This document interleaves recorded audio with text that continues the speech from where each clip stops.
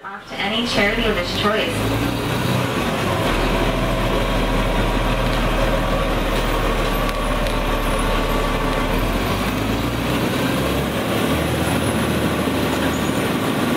And if you are a sports fan, we have Kezar Stadium coming up on the right.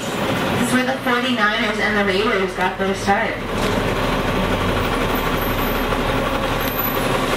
Used to be a lot bigger. The 1989 earthquake demolished a lot of it. They had to rebuild it smaller. And not this tan building, the one that looks pretty much exactly like it coming up to the left. If you have had a lifelong dream of being a trapeze artist or a professional clown, you can study to do that here at our circus center. And right across, you're going to see a community garden to the right. We have several community gardens throughout the city, as we don't have a lot of room for our own gardens here in the city. You'll even see some gardens at the top of buildings. And this park to your right, this is the dog park. We did a survey and found out there are more dogs than children in the city of San Francisco. Might be because it's a little expensive to live here. And you'll see the edge of Golden Gate Park right in front of us. This whole area also used to be windswept sand dunes, just like Panhandle. So William Hammondhall and his apprentice John McLaren took a great deal of time working on this park, making it what it is today. More so John McLaren. He worked on it till his dying age of 96 years old.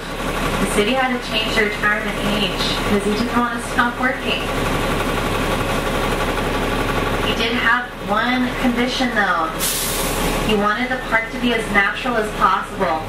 So this meant that he thought it was okay to set wild animals loose at one point, including mountain lions, bears, raccoons, and bison. Pretty sure there's still a large raccoon population in the park today. He also said no statues. Now what the city kept doing was putting statues in the park. So at night, when everyone was out of the park, he would plant all these big bushy trees to completely cover them from view. So if you ever see a hand just coming out of a tree or a bush, that is just a statue, don't worry. There's also one sign you will never see in the park, and that is do not walk on the grass. You can literally walk anywhere you want, and it is okay. You will see people coming out of pretty odd places at times. But there is a lot of stuff to do in this park.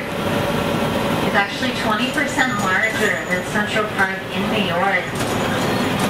Tons of stuff. You could spend all day long in here and still probably not get to everything.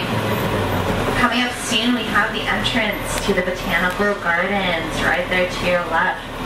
Has a tree from every country in the world except for Bolivia. Soon we're going to make a turn, and when we do, you're going to see three things. The entrance to the Japanese tea garden, which is an absolutely pristine, beautiful garden where you can drink really good tea, Japanese desserts. And right next to the Japanese tea garden, that is DIWA Museum. You'll see a large brown squarish building. We just had the works of George O'Keeffe in that building. Now it's going to be an exhibit on modernism.